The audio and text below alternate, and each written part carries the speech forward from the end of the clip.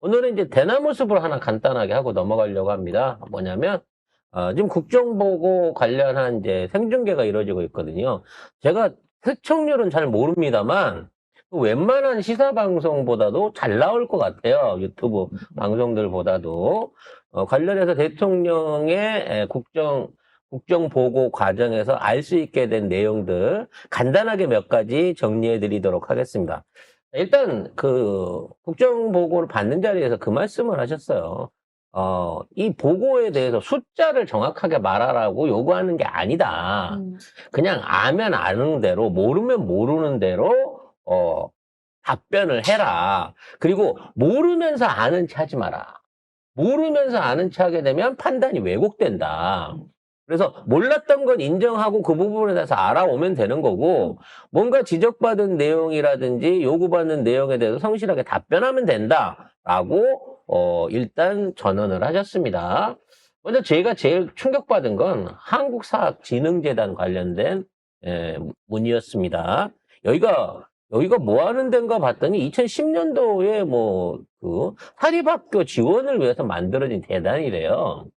그래서 이 안에 1년에 한 6천억에서 7천억 정도의 기금을 갖고 운영을 한다는 겁니다. 그래서 이 기금을 갖고 뭘 하느냐, 사립학교에 필요로 하는 시설이라든지 새로운 시설 설립 같은 것들을 하기 위한 돈을 빌려주는 일종의 그걸 공공대출 사업 같은 걸 하고 있더라고요. 그러니까 LH나 포스코나 이런데 한전이나 이런 데서 기금 형태로 해갖고 돈을 싸게 빌린 다음에 요걸 다시 학교 측에다가 필요한 만큼 빌려주는 거죠. 그래서 이게 이제 보통 한 학교에 5천에서부터 20억까지 빌려줄 수 있다고 하더라고요. 그래서 이런 돈들을 현재 지난 한 10여 년 동안 빌려준 돈들이 6, 7천억 정도 된다는 겁니다. 그래서 거기서 이제 돈을 돌려받으면 그걸 가지고 원금을 다시 갚는 방식으로 해갖고 쉽게 말해서 중간 돈 장사를 하고 있다는 거죠. 근데 문제는 얘네들이 사립학교를 지원하기 위해서 이 기금을 6, 7천억을 조성해놓고 1년에 700억에서 1000억 정도는 이 돈을 써요. 근데 나머지 5천억을 안 쓰고 갖고 있으면서 지네가 딴 데다 투자를 해갖고 이자 놀이를 하고 있다는 거지. 투자 수익을 올리고 있는 거예요. 뭐 하는 거야? 그래서 그 올린 투자 수익 갖고 지네들끼리 성과급으로 나눠 가지거나 이런 장사를 하고 있는 거야. 그러니까 진짜 국내에서 과밀화돼 있는 일부 지역에 대해서 학교를 더 지어달라는 요청이 계속 오고 있는데 그런 데에다가는 돈이 없다고 그 지출 결이 올라온 것들을 보류를 해놓고 있는 상태에서 5천억으로 지네들끼리 무슨 증권이라든지 채권이라든지 펀딩 같은 데다 투자를 해갖고 이 돈을 이자 놀이해서 나눠 쓰고 있더라는 거죠. 그 부분에 대해서 굉장히 강력하게 질타하셨습니다.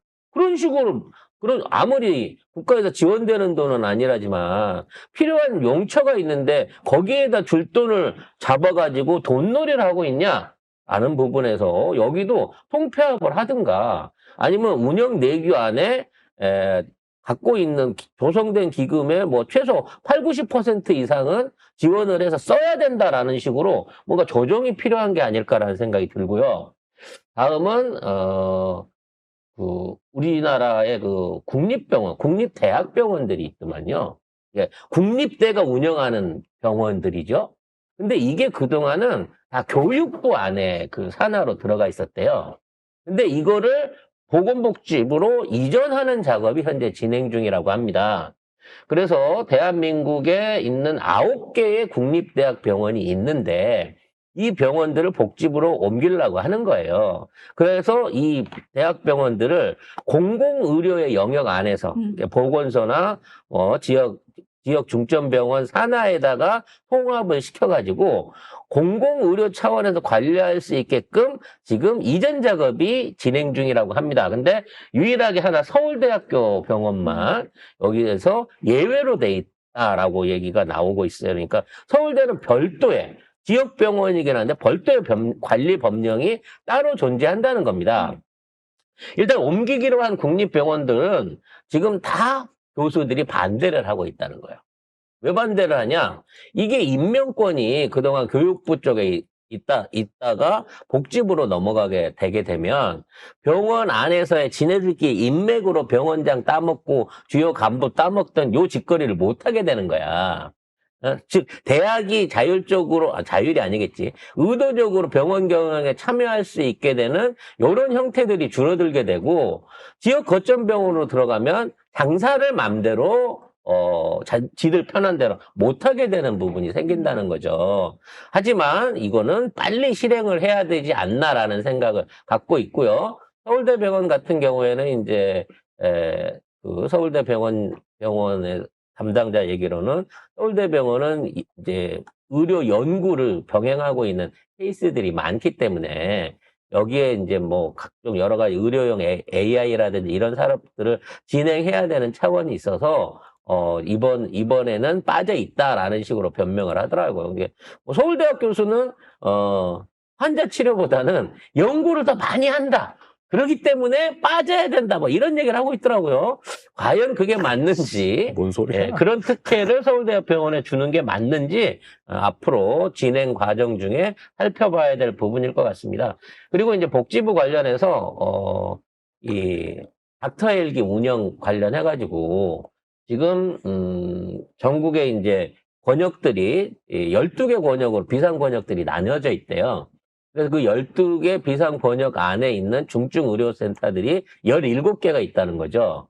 그래서 요 17개가 너무 많은 게 아니냐. 그러니까 긴급 의료로 헬기가 날아가는 구간들을 12개로 정해놨는데 병원이 17개면 너무 많은 게 아니냐. 그렇게 되게 되면 헬기 운영에 또는 신속성에 더 어려움이 생기니까 그 부분에 대한 일종의 숫자 조정 내지는 권역 조정이 필요하지 않냐라는 얘기가 나왔고 우리 그 응급실 뺑뺑이 문제에 대한 지적이 있었어요.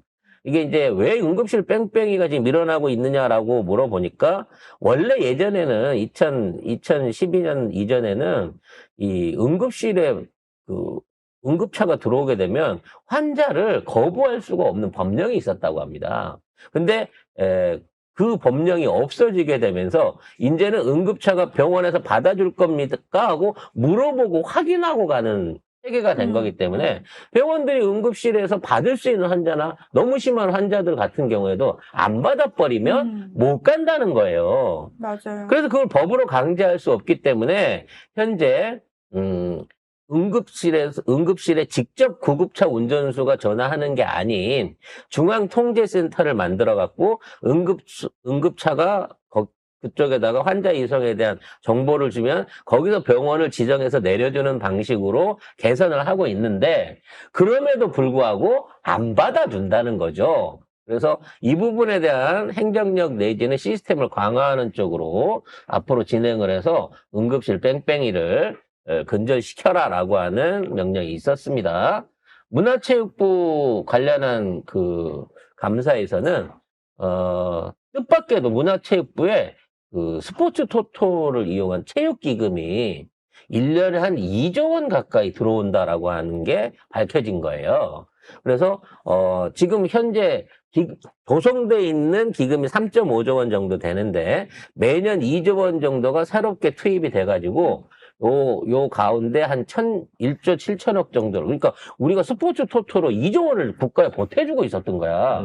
그래서 이 기금들을 이제 체육 기금으로 해갖고 이제 다시 회전해서 돌리고 있는 상황인데 이 중에 비용을 어느 정도 전용을 해가지고 이 한류 콘서트를 위한 전용 아레나 그러니까 전용 그 공연장을 짓는 쪽으로 기금을 전용하려고 목적을 세우고 있다라는 얘기를 했습니다. 그래서 그게 이제 뭐 부지 포함해서 한 2조 원 정도 든다는데 그럼 체육기금 자체가 그냥 한 해치가 그냥 통째로 다 글이 들어가야 되는 거거든요. 그래서 그런 부분에 있어서의 운영되는 기금들 자체를 좀 더 다른 재원으로 체육과 건강 보건을 위해서 생활체육을 위해서 지원될 수 있도록 이런 부분의 재원들을 운영 범위를 다시 조정한다라고 하는 대안을 지금 대통령실에서 제공을 했습니다. 마지막으로 이건 국무회의 소식인데요.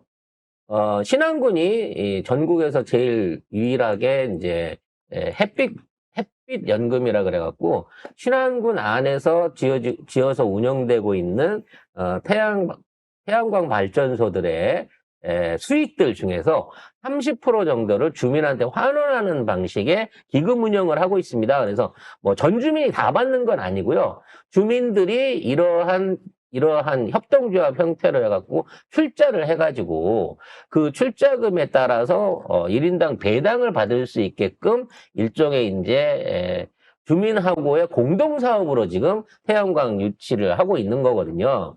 그래서 이게 꾸준하게 이게 모범적으로 그 성장을 하면서 2021년도에 한 17억 정도의 배당이 나왔었는데 올해 같은 경우에는 101억 원까지 그냥 한 5년 만에 10배 이상 이제 배당금이 늘어나고 있다는 거죠. 그래서 참여 주민들 1인당 거의 600만 원 정도의 일종의 연금 수익을 받을 수 있는 그러니까 주민 소득으로 바로 연결될 수 있는 구조를 만들고 있고 이것 때문에 신안군에 실질적으로 인구가 늘고 있다. 신안군으로 이주하고 있는 농어촌 인구들이 늘고 있다. 그래서 이거를 좀 더 구체적으로 확대하라. 이게 이제 뭐 전국에 있는 한 20만여 군 단위들 있는 이쪽 그 지자체들한테 일종의 이러한 이 신재생 에너지 기금 사업들 이런 것들을 확대 재생산해 가지고 지금은 뭐 1년에 500개 정도를 추가로 지원을 한다고 하는데 10,000개 이상으로 늘려볼 생각은 없느냐라고 장관한테 직접적으로 요청을 하셨어요. 그래서 이러한 우리가 지금 에너지 비용을 높여야 되고 탄소를 해야 되는 입장에서 신안군의 사례를 다른 군들이 적극적으로 벤치마킹하고 요게 확대될 수 있도록 하라라고 하는 내용이 또 중계가 됐습니다. 이런 내용들이 지속적으로 쌓이고 늘어가고 국민들이 볼 수 있게 되면서 앞으로 대한민국의 행정이 어떤 방향으로 흘러갈지 그 귀추를 우리가 볼 수 있게 되겠고요. 이런 것들에 대해서 언론 보도를 전혀 안 나오고 있다는 것 자체가 여기에 대한 파급력 또는 이에 대한 정부가 일 잘하고 있다고 하는 부분에 대한 소식을 막아버리고 있는 내거시 미디어의 일종의 기만이 아닌가라는 생각을 해보게 됩니다. 재래식 미디어라고 해요. 재래식 언론. 재래식 언론. 재래 언론? 좋은 용어네요. 재래식 구 언론. 없애져야 될 구 언론들의 행태가 이렇게 나타나고 있다는 말씀 드리고 싶습니다. 자, 매일 정리가 되는 대로 이렇게 조금씩 여러분한테 간추려서 방송 서두에 이렇게 말씀을 드리고 넘어가도록 하겠고요. 여러분들이 더 많은 관심을 갖고 대통령의 정책에 또는 관심을 기울여 주시기 바라겠습니다.